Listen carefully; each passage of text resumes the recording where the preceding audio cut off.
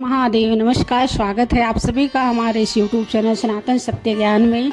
सभी को वैकुंठ चतुर्दशी पर्व हरिहर मिलन की बहुत बहुत शुभकामनाएं। ओम श्री विष्णुवे नमः। श्री शिवाय नमस्तुभ्यम।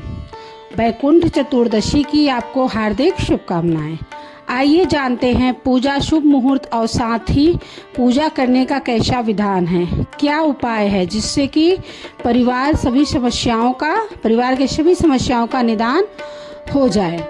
वैकुंठ चतुर्दशी अर्थात इस दिन व्रत उपवास करने से, श्री नारायण और महादेव की संयुक्त पूजा करने से वैकुंठ के द्वार उस व्यक्ति के लिए खुले रहते हैं, ऐसा शास्त्रों में वर्णित है। साथ ही चातुर्मास समाप्त होने के बाद इसी दिन महादेव ने श्री नारायण को पूरी सृष्टि का संचालन का संपूर्ण भार दिया था, ऐसा शास्त्रों में वर्णित है। वैकुंठ चतुर्दशी पर किया गया सत्कर्म सदा सर्वदा हमारे साथ रहता है, ऐसी मान्यता है। इस दिन विशेष पूजन अर्चन होता है काशी और बनारस के विशेष मंदिरों में। घर पर भी विशेष पूजन अर्चन कर 14 दीपकों का दान करने का शास्त्र प्रावधान कहता है। इस दिन सरल पूजा विधि होती है। यह दिन हरि और हर, विष्णु और शिव के एकत्व का प्रतीक माना जाता है। धार्मिक मान्यता है कि इस दिन विधि पूर्वक पूजा अर्चना करने से जीवन में सुख समृद्धि शांति और मोक्ष की प्राप्ति होती है। ऐसे में आइए जानते हैं वैकुंठ चतुर्दशी की तिथि, शुभ मुहूर्त, पूजा विधि, मंत्र और धार्मिक महत्व के बारे में। वैकुंठ चतुर्दशी 2025 में शुभ मुहूर्त क्या रहने वाला है, आइए जानते हैं।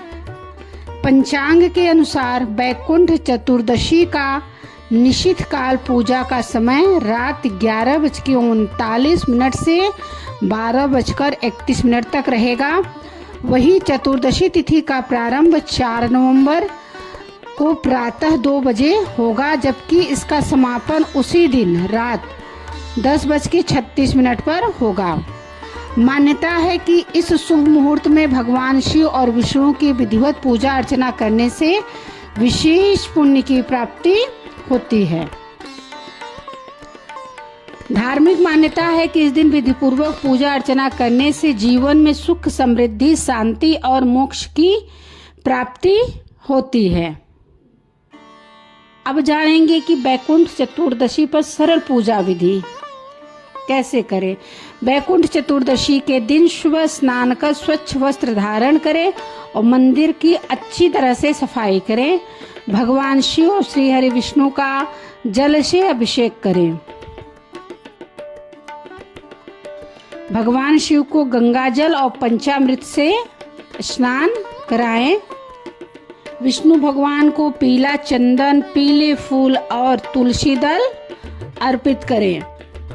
शिव जी को सफेद चंदन, बिल्व पत्र, धतूरा, भांग और सफेद पुष्प चढ़ाएं। मंदिर में घी का दीपक और अगरबत्ती जलाएं। यदि संभव हो तो इस दिन व्रत रखें और संकल्प लें।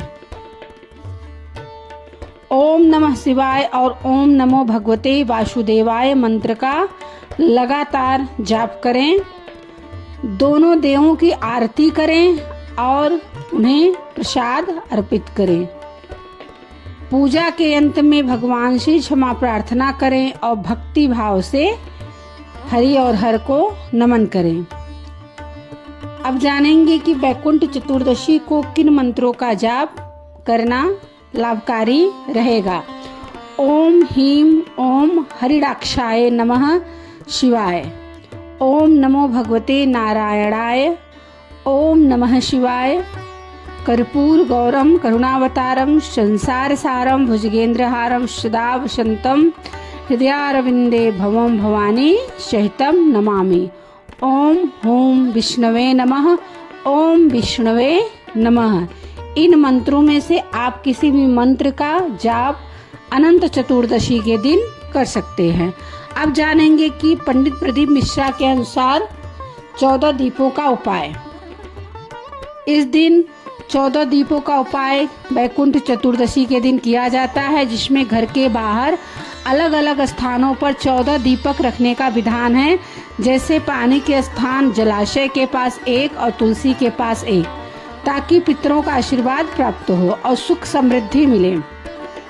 वैकुंठ चतुर्दशी पर 14 दीपदान का महत्व और विधि। पंडित प्रदीप मिश्रा जी ने कथाओं में इस उपाय का वर्णन किया है, जिसका मुख्य उद्देश्य पितरों को प्रसन्न करना है और घर में सुख समृद्धि लाना है। वैकुंठ चतुर्दशी की रात्रि समय रात 11 बजे से रात 12:30 बजे के बीच है। कहाँ जलाना है दीपक, आइए जानते हैं। एक दीपक घर के बाहर पानी के स्थान जैसे तालाब, नदी या टंकी के पास रखें। एक दीपक तुलसी के क्यारे गमले के पास रखें। बाकी बचे दीपक घर के बाहर अन्य स्थानों पर लगाएं।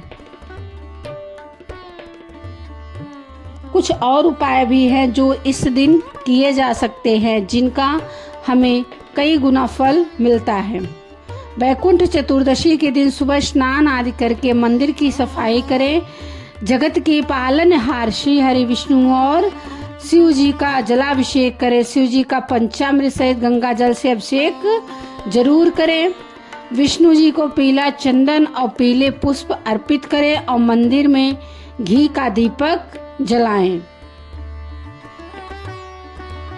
शिव जी को सफेद चंदन, धतूरा, बिल्वपत्र, भांग और सफेद पुष्प अर्पित करें। पूजा के समय ओम नमः शिवाय, ओम नमो भगवते वासुदेवाय मंत्र का जाप करते रहें। अंत में भगवान श्री हरि विष्णु और शिव जी की आरती करें और उनसे भूल चूक के लिए क्षमा प्रार्थना करें। वैकुंठ चतुर्दशी के दिन कुछ उपाय करने से मनोकामनाएं पूरी कर सकते हैं।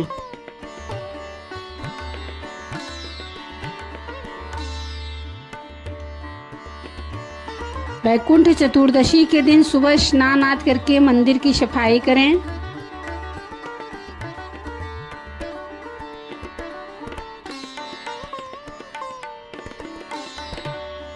जानकारी कैसी लगी हो आप कमेंट बॉक्स में बताइएगा। सभी को हर हर महादेव, श्री शिवाय नमस्तुभ्यम, जय भोलेनाथ।